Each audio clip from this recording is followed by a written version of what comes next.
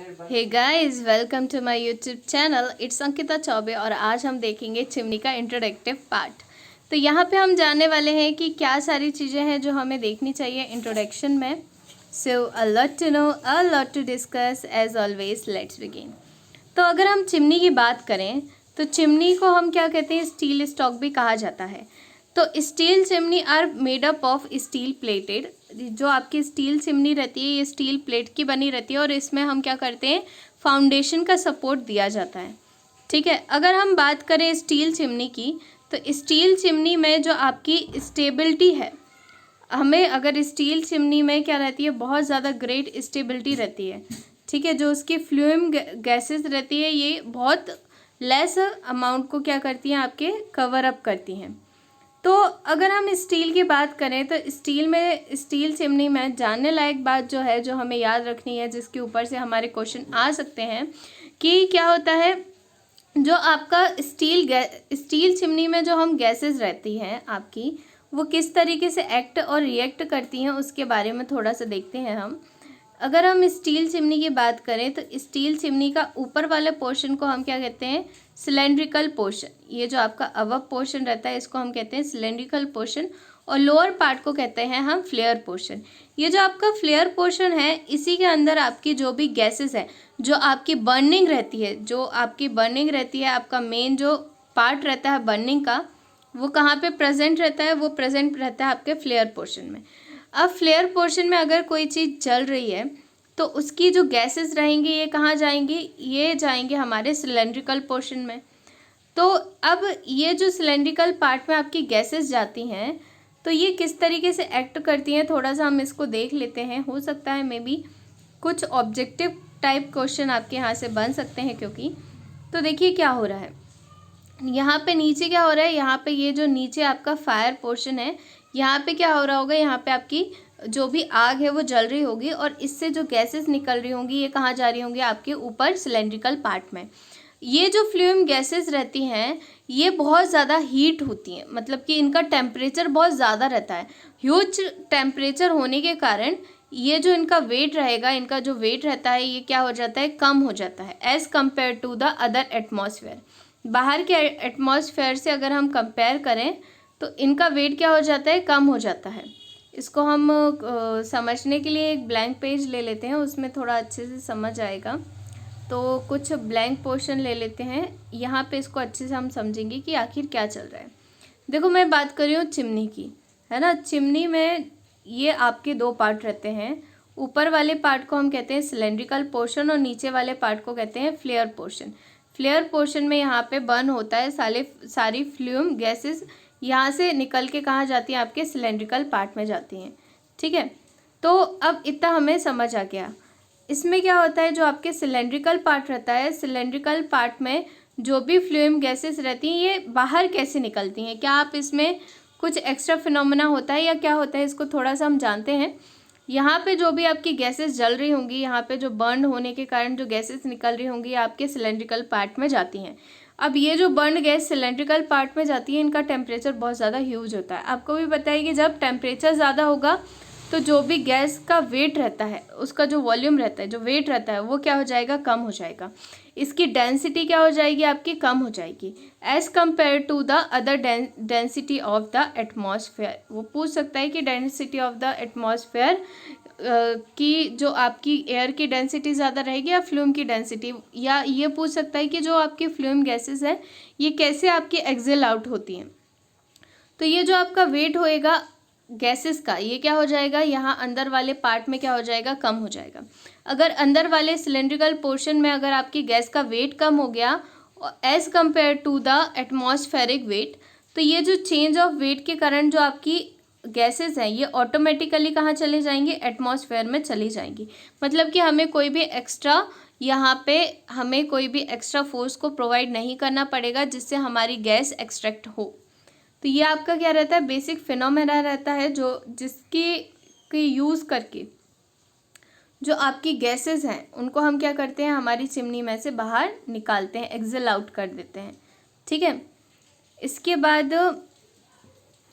बाद देखो यहाँ पे लिखा भी है क्या लिखा है यहाँ पे, कह रहा है कि the cross section area of the steel chimney is kept to be enough large to allow the passage of burned gases. The cross section area of a steel chimney carrying the burned gases up the chimney. फिर इसके बाद क्या कह रहा है, the height of the chimneys, जो भी draft height है उसके बराबर हम क्या कर रखेंगे, हमारी हाइट रखेंगे गैस की। अच्छा, वो यहाँ पे ये चीज़ पूछ सकता है, क्या पूछ सकता है कि जो आपकी ड्राफ्ट, ये जो आपका ड्राफ्ट रहता है ये किसके ऊपर डिपेंड करता है। तो एक बार हम देख लेते हैं कि ड्राफ्ट किसके ऊपर डिपेंड करता है और ये होता क्या है। तो the draught depend upon the height of the chimney above the sea level, the type of the fuel to burn, जो आपका ड्राफ्ट की डेप्थ रहती है किसके ऊपर डिपेंड करेगी, चिमनी के हाइट के ऊपर। ठीक है, कि सी लेवल के ऊपर आपकी ये जो चिमनी है, सी लेवल जो भी आपका सी लेवल रहेगा वहाँ का, उसके ऊपर इसकी हाइट कितनी है आपकी चिमनी की। इसके बाद वो क्या कह रहा है कि नेक्स्ट वो कह रहा है कि जो आपकी बर्न्ड गैसेस हैं ये किस तरह का फ्लूम को एक्सहल आउट कर रही हैं। यहाँ से जो आपके चिमनी के गैसेस जो आपकी निकल रही होंगी ये किस टाइप की गैसेस हैं, इसके ऊपर भी डिपेंड करेगा। ठीक है, नेक्स्टली वो क्या कह रहा है, नेक्स्टली वो कह रहा है कि टेम्परेचर ऑफ बर्न गैसेस, जो आपका बर्न गैसेस है इनका टेम्परेचर क्या होगा, इन सब के ऊपर क्या डिपेंड करता है, हमारा ड्राफ्ट डिपेंड करता है। नेक्स्टली अगर हम आगे बात करें तो आगे क्या कह रहा है, when the gas in the steel chimney are heated then the gas expand, मतलब कि वो यही कहना चाह रहा है, ये जो एक्सपांशन मैंने अभी एक्सट्रैक्शन बताया था कि किस तरीके से आपकी गैसेस बाहर निकलेंगे उसके बारे में बोल रहा है। कह रहा है कि जैसे ही आपकी गैस प्रेजेंट रहती है यहाँ पे सिलेंड्रिकल पार्ट में, तो ये जो सिलेंड्रिकल पार्ट में आपकी गैसेस प्रेजेंट रहती हैं तो इसमें क्या होता है, ह्यूज अमाउंट ऑफ आपका हीट जनरेट होती है और इस हीट के कारण ये क्या करती हैं, बहुत सारा लार्ज पोर्शन आपका क्या कर लेती हैं, ऑक्यूपाई कर लेती हैं। नेक्स्ट वो कह रहा है कि the weight of the gases पर क्यूबिक मीटर बिकम लेस।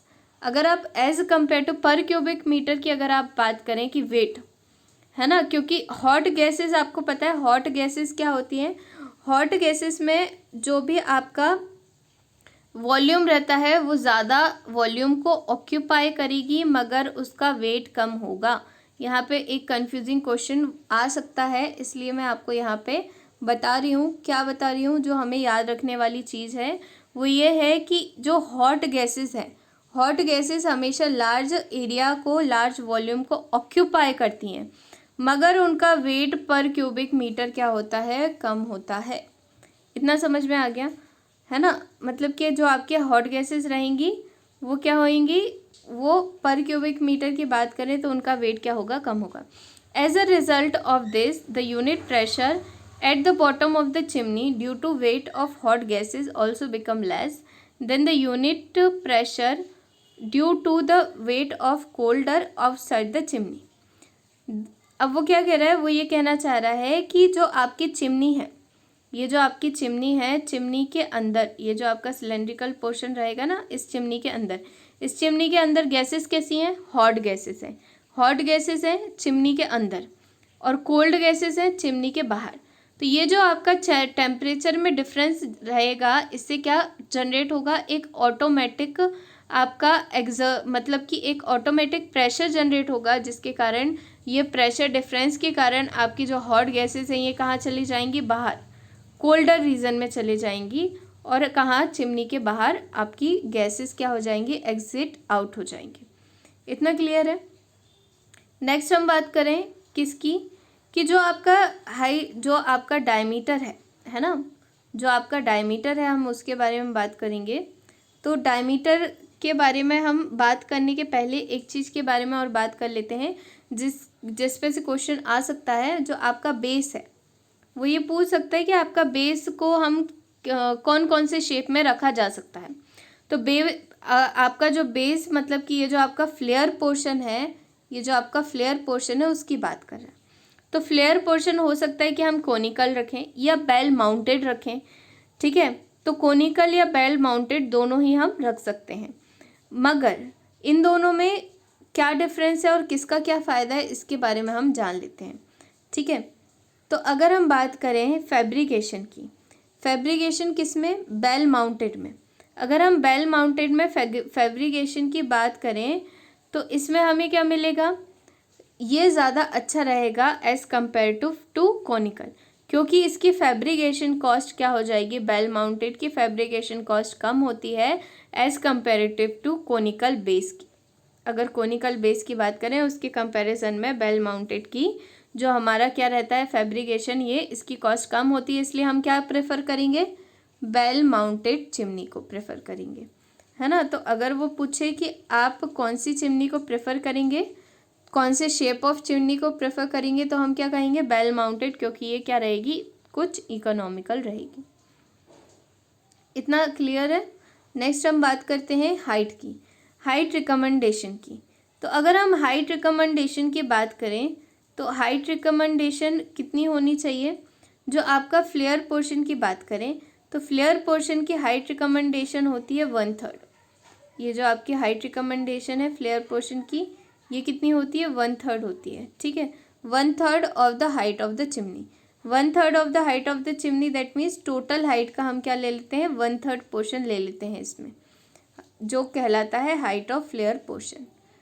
ठीक है, इसके बाद अगर हम नेक्स्टली बात करें तो नेक्स्टली अगर हम देखें कि फ्लेयर पोर्शन का डायमीटर कितना रखना है, तो जो आपका फ्लेयर पोर्शन का डायमीटर है ये वेरी करता है 5/4, 5:4 से 3:2 तक। अच्छा, ऑब्जेक्टिव टाइप क्वेश्चन किस टाइप के आ सकते हैं, थोड़ा सा उस बारे में भी बात कर लेते हैं यहाँ पे, कि वो फ्लेयर पोर्शन की आपको हाइट पूछ सकता है। पहले 1-2 मार्क्स के अगर क्वेश्चन पूछा तो आपको सारी स्टेपें याद होनी चाहिए कि कौन सी स्टेप में हम कौन सा वाला क्राइटेरिया को हमें रखना है, पुट आउट करना है। तो क्राइटेरिया आपको सारी याद होनी चाहिए कि यहाँ पे फ्लेयर पोर्शन की हाइट कितनी रहेगी, 1/3 of the total height of chimney. इसके बाद अगर हम बात करें डाया की, तो जो हम डायमीटर रखेंगे हमारे वेरियस पोर्शन का, तो डायमीटर कितना रहेगा, डायमीटर वेरी करेगा 5/4 से 3/2, जो भी आपका डायमीटर होगा ऊपर सिलेंड्रिकल पोर्शन का। तो ये छोटी छोटी चीज़ें आपको याद रखनी है। इसके बाद हमें फॉर्मूला, और मैं और भी चीज़ें इसी में ऐड करती जाऊंगी जो आपको ध्यान में रखनी है। अच्छा, इसके ऑब्जेक्टिव क्या है, क्यों हम पढ़ रहे हैं हमारी चिमनी की डिज़ाइनिंग को, तो सबसे पहले इसका ऑब्जेक्टिव ये है कि हम डिस्टिंग्विश कर सकें अलग अलग चिमनी के ऊपर, जो भी फोर्सेस इसमें चिमनी में लग रहे हैं उसको हम देख सकें, मोमेंटम फोर्स, जो भी आपके मोमेंट फोर्स लग रहे हैं, बेंडिंग स्ट्रेस लग रही है, उसके बारे में हम क्या कर सकें, इसमें स्टडी कर सकें, है ना। डिज़ाइन ऑफ फ्यूल, जो भी आपका फ्यूल है, फाउंडेशन है, इसकी डिज़ाइनिंग हम क्या कर सकें, अच्छे से कर सकें। अब हम बात करते हैं कि कितने टाइप की बेसिक चिमनी होती हैं। तो बेसिकली आपको भी पता है चिमनी 2 टाइप की होती हैं, एक सेल्फ सपोर्टिंग, एक होती है गाइडेड। देखो, सेल्फ सपोर्टिंग को समझने के लिए सबसे अच्छा एग्जाम्पल क्या होगा, सबसे अच्छा एग्जाम्पल होगा जैसे कि अगर हम अपने मम्मी पापा का बात करें तो हमारे मम्मी पापा क्या है, सेल्फ सपोर्टेड है, उनको किसी एक्स्ट्रा सपोर्ट की ज़रूरत नहीं है ना। और हम कैसे हैं, हम है गाइडेड मतलब हमें एक सपोर्टर की ज़रूरत होती है ना। तो हम कैसे हैं, गाइडेड, जैसे कि हम अभी डिपेंडेंट है हमारे मम्मी पापा के ऊपर, उसी तरीके से गाइडेड और सेल्फ सपोर्टेड चिमनी और सेल्फ सपोर्टिंग स्टाक होता है। तो हम इसमें मेन पॉइंट देख लेते हैं कि मेन पॉइंट जो आपको याद रखना है वो क्या है। जो भी सेल्फ सपोर्टिंग स्टाक है, सेल्फ सपोर्टिंग स्टाक जो कि आपके फाउंडेशन रहती है, फाउंडेशन के ऊपर बनाए जाते हैं, इसमें जब भी वो ये पूछ सकता है, थोड़ा सा कंफ्यूजिंग कर सकता है कि किस तरीके से आपको क्या चीज़ याद रखनी है, उसको मैं यहाँ पे हाईलाइट कर देती हूँ। यहाँ पे हमें मेन चीज़ याद रखने वाली ये है कि जब भी हम फोर्सेस की बात करेंगे, जैसे कि विंड फोर्सेस में जैसे कि हम बात करें विंड फोर्स की या सेस्मिक फोर्स की, तो विंड फोर्स और सेस्मिक फोर्स की जब आप बात करेंगे तो सेल्फ सपोर्टिंग स्टाफ में जो आपका ट्रांसमिशन होगा फोर्स का, विंड फोर्स या लेटरल फोर्स का, वो किस एक्शन से होगा, वो होता है कैंटिलीवर एक्शन से। ठीक है, ये जो दोनों आपका ट्रांसमिशन होता है, आपका किसका ट्रांसमिशन होता है, जो आपका ट्रांसमिशन होता है आपके विंड लोड या सेस्मिक लोड का, वो किस तरीके से होता है, कैंटिलीवर एक्शन के थ्रू होता है ना। तो ये आपको याद रखना है, ये पूछ सकता है एग्जाम में। अब इसके बाद अगर हम बात करें तो ये जो सेल्फ सपोर्टिंग स्टॉक है, इसको कोई एक्स्ट्रा सपोर्ट की ज़रूरत नहीं रहती है ना। ये अपने आप में ही एक स्टेबिलिटी कंडीशन में वर्क करती है, मगर इसकी कुछ हाइट की लिमिटेशन है जो आपको बहुत अच्छे से याद होनी चाहिए। सेल्फ सपोर्टिंग स्टॉक की अगर हम बात करें तो इसका डायमीटर 10 मीटर तक हो सकता है, और इसकी जो हाइट रहती है वो 50 मीटर से लेके 100 मीटर तक वेरी कर सकती है। मतलब अगर आपको डिज़ाइनिंग करनी है 100 मीटर के ऊपर, क्या पूछ सकते हैं कि 100 मीटर के ऊपर अगर कोई स्टॉक है, जैसे कि मैं बात करूं 250 मीटर की, अगर 250 मीटर हाइट की अगर मुझे चिमनी की डिज़ाइनिंग करनी है तो क्या मैं सेल्फ सपोर्टिंग स्टॉक की को दे सकती हूँ? आप मुझे कमेंट बॉक्स में बताइएगा, है ना। तो मुझे क्या समझ आया, मुझे ये समझ आया कि यहाँ पे हाइट का क्राइटेरिया बहुत ज़्यादा है।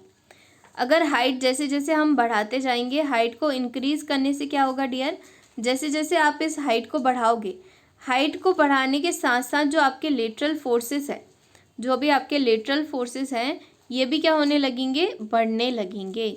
जैसे अगर आप छत पे जाओ तो छत पे विंड की स्पीड आपको क्या मिलेगी, एक ह्यूज विंड की स्पीड मिलती है। अगर हम ऊपर हमारे बिल्कुल टॉप ऑफ द फ्लोर जाएं, 5th फ्लोर या 6th फ्लोर पे, तो उस टाइम पे हमें क्या मिलता है, उस टाइम पे जो आपकी विंड की स्पीड में रहती है वो बहुत ज़्यादा ह्यूज रहती है। अगर विंड की स्पीड बहुत हाई है तो हमें एक्स्ट्रा सपोर्ट की ज़रूरत पड़ने लगती है, और ये एक्स्ट्रा सपोर्ट कौन देता है, गाइड वायर। अभी हम उसके बारे में बात करेंगे। तो अगर हमारा 100 मीटर के ऊपर डिज़ाइनिंग करनी है तो कहाँ पे चले जाएंगे, हमारे गाइडेड स्टील चिमनी पे चले जाएंगे। गाइडेड स्टील चिमनी में क्या फिनोमेना होता है, इसके बारे में थोड़ा सा देख लेते हैं, फिर इसका फोटो भी देखेंगे जिसमें और अच्छे से हमें क्लियर हो जाए। जो हमारे गाइडेड चिमनी रहता है, तो गाइडेड चिमनी में हम क्या करते हैं, गाय वायर्स प्रोवाइड करते हैं। जैसे कि आपका सिलेंड्रिकल पोर्शन है, इसमें हम क्या करेंगे, ऐसे गाय वायर्स दे देंगे, जिससे हमारा जो भी सिलेंड्रिकल पोर्शन है ये क्या ना हो, जिससे हमारा जो सिलेंड्रिकल पोर्शन है ये क्या ना हो, ये हमारा सिलेंड्रिकल पार्ट आपका फेल ना हो, फेलियर की तरह ना हो, है ना। तो इसका थोड़ा सा हम डायग्राम देख लेते हैं। अच्छा, इसमें अगर हम इसका एक और एडवांटेज है किसके ऊपर, आपके सेल्फ सपोर्टिंग स्टॉक के ऊपर, तो उसको हम देख लेते हैं कि क्या इसका एडवांटेज है और अगर हम इसको किन किन कंडीशंस में प्लेस कर सकते हैं। तो सबसे पहली चीज़ तो इसकी अगर हाइट ज़्यादा है तो हम इसका प्लेसमेंट कर सकते हैं। नेक्स्टली अगर हम बात करें तो अगर हम बात करें इसकी, अगर हम बात करें और कंपेयर करें एज़ कंपेरेटिव टू जो आपकी सेल्फ सपोर्टिंग चिमनी है, तो ये थोड़ा सा आपका इकोनॉमिकल रहती है। तो इकोनॉमिकल किस तरीके से रहती है इस बारे में भी हम बात करेंगे आगे, है ना, कि कैसे हमें देखना है इकोनॉमी। अब मैं आपको दो डायग्राम दिखा रही हूँ सेल्फ सपोर्टिंग स्टॉक के और गाइडेड के। ये आपका गाइडेड चिमनी है, तो गाइडेड चिमनी है और ये आपका सेल्फ सपोर्टिंग चिमनी है। तो सेल्फ सपोर्टिंग चिमनी में आपको कोई भी एक्स्ट्रा सपोर्ट देने की ज़रूरत नहीं है, क्योंकि इसकी हाइट इतनी ज़्यादा नहीं रहती है। और यहाँ पे ये जो आप फ्लेयर पोर्शन, इसको कहते हैं हम फ्लेयर पोर्शन, ये जो आप देख पा रहे हैं इसी को हम कहते हैं फ्लेयर पोर्शन। तो हम why we are giving the flare portion, flare portion हम इसलिए दे रहे हैं जिसमें हम क्या कर सकें, इसको हम एक्स्ट्रा सपोर्ट प्रोवाइड कर सकें थ्रू द फ्लेयर, है ना। फ्लेयर पोर्शन की मदद से हम इसको क्या करें, एक्स्ट्रा सपोर्ट प्रोवाइड कर रहे हैं। इसके बाद अगर हम ब्रीच ओपनिंग की बात करें तो ब्रीच ओपनिंग अभी हम और डिटेल में देखेंगे, बहुत इंपॉर्टेंट है। यहाँ से इसको फ्यूल ओपनिंग भी कहा जाता है। ब्रीच ओपनिंग के अलग अलग ओपनिंग के क्राइटेरिया होते हैं जो 4 टाइप के होते हैं, तो उसके बारे में हम अभी आगे देखेंगे कि ब्रीच ओपनिंग क्या होता है और इसको हम कैसे प्रोवाइड करते हैं। नेक्स्टली इसमें क्या है, सिलेंड्रिकल पोर्शन। अच्छा, वो ये पूछ सकता है कि डिज़ाइनिंग कंपोनेंट में, अगर हम डिज़ाइनिंग कंपोनेंट की बात करें तो ऐसा कौन सा कंपोनेंट है जो आपका ये यहाँ पे सेल्फ सपोर्टिंग स्टॉक में है मगर आपका गाइडेड में नहीं है। तो अगर हम इन दोनों को देखें, अगर हम इन दोनों डायग्राम को देखें ध्यान से, तो इन दोनों डायग्राम को ध्यान से देखने पे हमें क्या समझ आ रहा है, बताइए जल्दी से आप लोग कि आपको क्या समझ आ रहा है। कौन सा वाला पोर्शन ऐसा है जो हम गाइडेड में नहीं दे रहे और हम सेल्फ सपोर्टिंग स्टॉक में दे रहे हैं? आप मुझे कमेंट सेक्शन में बताएं। अगर मैं बात करूं फ्लेयर्ड पोर्शन की, तो फ्लेयर्ड पोर्शन मैं देखूं, फ्लेयर्ड पोर्शन कहाँ पे है मेरा, सेल्फ सपोर्टिंग स्टॉक में है। मगर अगर मैं गाइडेड में देखूं तो गाइडेड में मुझे कहीं पे भी फ्लेयर पोर्शन नहीं दिख रहा, बल्कि गाइडेड में फ्लेयर पोर्शन की जगह मैंने वायर्स दे दिए हैं। ये गाय वायर्स क्यों दिए हैं, ये एक्स्ट्रा वायर्स इसलिए दिए हैं जिसमें जो भी मेरा लेटरल विंड प्रेशर हो, इस लेटरल विंड प्रेशर में कुछ स्टेबिलिटी ये दे सके। और यही विंड प्रेशर और यही हाइट पे डिपेंड करते हैं हमारे गाय वायर्स कि हमें 2 देने हैं, 3 देने हैं या और ज़्यादा इंक्रीज़ करते जाना है। ठीक है, इसका भी क्राइटेरिया है जो आपको पता होना चाहिए क्योंकि ये इम्पॉर्टेंट है आपके एग्ज़ाम के लिए।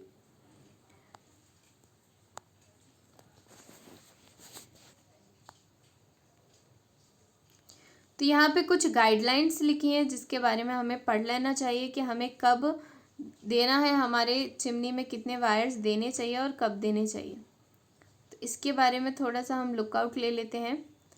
तो क्या कह रहा है, वो कह रहा है दीज चिमनी में बी प्रोवाइडेड 1 2 3, जो आपके 1 2 3 गाइज या guide wires in each set of 3 और 4, sometimes 6 wire are attached to the collars।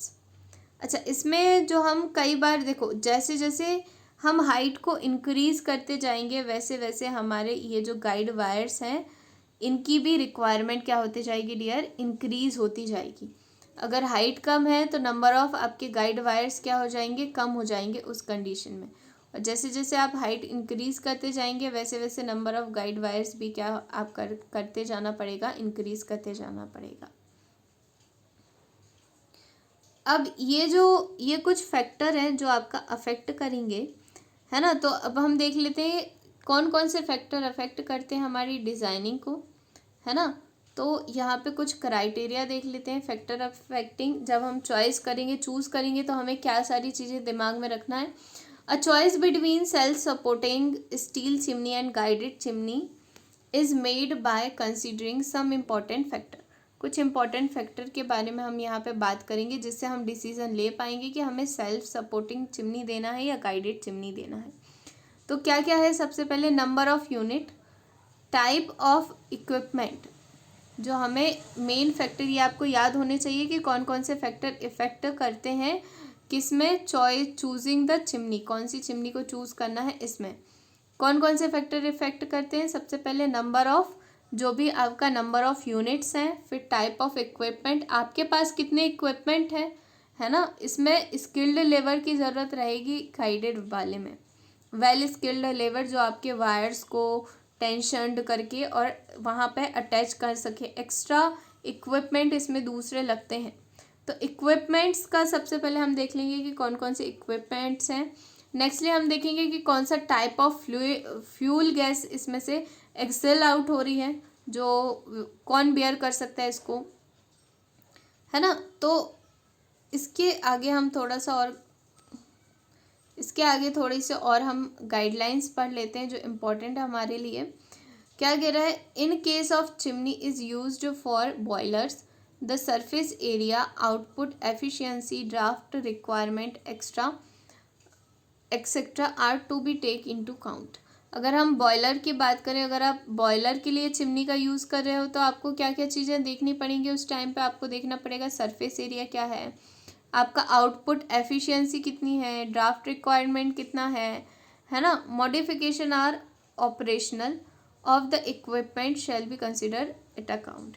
मतलब कि ये सारी चीज़ें आपको देखनी है। क्या क्या चीज़ें आपको देखनी है कि बॉयलर में सबसे पहले फ्यूल गैस कौन सी है आपकी जो आपको यूज़ कर रहे हैं, आपके पास कितना सरफेस एरिया है, आपकी बॉयलर की एफिशिएंसी कितनी, अगर आपकी बॉयलर की एफिशिएंसी ज़्यादा है और ज़्यादा अमाउंट में फ्यूल गैसेस निकल रही हैं तो आपको हाइट को इंक्रीज़ करना पड़ेगा, है ना। तो अगर हाइट को 100 मीटर के ऊपर लेके जाना है तो क्या करना पड़ेगा आपको, सेल्फ सपोर्टिंग की जगह आपको गाइडेड चिमनी चूज़ करना होगा, है ना। तो ये सारी चीज़ें आपको बात दिमाग में रखनी है कि कौन कौन से फैक्टर अफेक्ट करते हैं, ये क्वेश्चन पूछ सकता है, इसलिए फैक्टर अफेक्टिंग देख लें अच्छे से कौन कौन सी है गाइडेड चिमनी के लिए और सेल्फ सपोर्टिंग चिमनी के लिए। इसके बाद हम बात करते हैं design of steel chimney for self supporting. जब हम सेल्फ सपोर्टिंग चिमनी की डिज़ाइनिंग करते हैं तो इसमें भी कुछ थिकनेस के क्राइटेरिया हैं जो आपको अच्छे से याद कर के ही जाना है ना। क्या क्या हमें पता होना चाहिए कि जनरली जो आपकी प्लेट की ब्रेथ रहती है, ये प्लेट की ब्रेथ हम कितनी रखते हैं, 1.5 मीटर यूज़ करते हैं चिमनी के लिए। सेल्फ सपोर्टिंग की बात चल रही है यहाँ पे, है ना।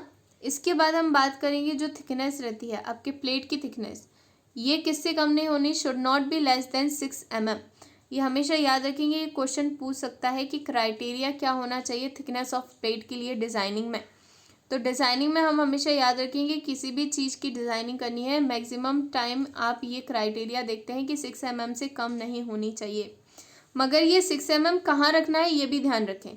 6 mm के लिए वो बोल रहा है अपर पोर्शन मतलब कि ये सिलेंड्रिकल पोर्शन, तो वो पूछ सकते हैं कि सिलेंड्रिकल पोर्शन में मिनिमम प्लेट की थिकनेस कितनी रखनी चाहिए, तो 6 mm हो जाएगी।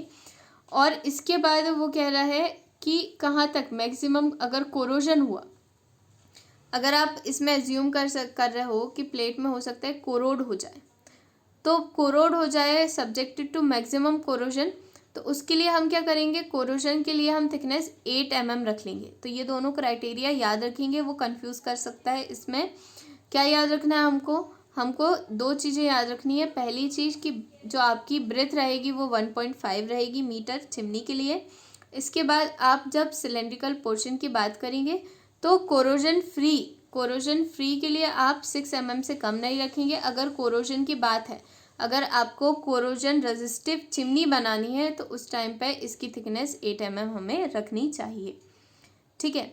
इसके बाद अगर हम बात करें फ्लेयर पोर्शन की, तो फ्लेयर पोर्शन की अगर हम बात करें तो फ्लेयर पोर्शन में जो थिकनेस है लोएस्ट सेक्शन की सिलेंड्रिकल पोर्शन के नीचे, है ना, उसमें क्या होना, कुछ थिकनेस हम क्या करेंगे उसकी, जैसे कि वो ये कहना चाह रहा है कि आपके सिलेंड्रिकल पोर्शन में अगर आप 6 mm रख रहे हो थिकनेस, तो नीचे वाला जो आपका फ्लेयर पोर्शन है इसमें हमेशा 6 mm से ज़्यादा ही थिकनेस प्रोवाइड करनी है, कभी भी कम नहीं करेंगे। क्यों ऐसा, क्योंकि यहाँ पे फ्लूम गैसेस बहुत ज़्यादा होंगी, यहाँ पे हीट का अमाउंट भी बहुत ज़्यादा होगा, इसलिए टेम्परेचर से बचाने के लिए हमें यहाँ पे जो आपकी फ्लेयर पोर्शन है इसमें हम हमेशा थिकनेस को क्या करते हैं, ज़्यादा रखते हैं, है ना। तो ये आप अपने माइंड में सेटअप बना के रखेंगे, है ना, ये ध्यान रखना है आपको। इसके बाद कुछ सूटेबल प्लेट की थिकनेस हम ले लेते हैं, बहुत इंपॉर्टेंट है कि 2, 6, 8, 10, 12, 14, 16 और 20, इसी में आपको प्लेट को प्रोवाइड करना हमेशा हर एक डिज़ाइनिंग के लिए। अब इसके बाद कुछ इम्पॉर्टेंट फॉर्मूले हैं जो आपको पता होने चाहिए। यहाँ पे मैंने ये पूरा टेबल दे के रखा है। क्या दिया है यहाँ पे, आपका दिया है इस टेबल में लिखा है कि थिकनेस ऑफ स्टील प्लेट, कितनी थिकनेस रखनी चाहिए और उस थिकनेस के लिए कितना डायमीटर होना चाहिए आपके स्टील का, है ना। कितनी थिकनेस के लिए कितना डायमीटर या कितनी डायमीटर के लिए कितनी थिकनेस आपको यहाँ पे प्रोवाइड करनी है सिलेंड्रिकल पार्ट के लिए, ये पूरा मैंने यहाँ पे लिख करके दिया है। इसके बाद हम यहाँ पे डिसाइड भी कर सकते हैं कि हमें किस टाइप का रिवेट जॉइंट देना है, तो ये आपको बहुत अच्छे से लर्न होनी चाहिए। ये टेबल बहुत ज़्यादा इंपॉर्टेंट है, इसलिए मैं इस टेबल को यहाँ पे इंक्लूड कर रही हूँ। क्यों बहुत ज़्यादा इंपॉर्टेंट है, क्योंकि वो पूछ सकता है ये सारी चीज़ें कि सिंगल रिवेट लैब कब देना है, डबल रिवेट लैब कब देना है, ट्रिपल कब देना है, बट जॉइंट कब देना है, और ये आप लोगों को नहीं पता होगा।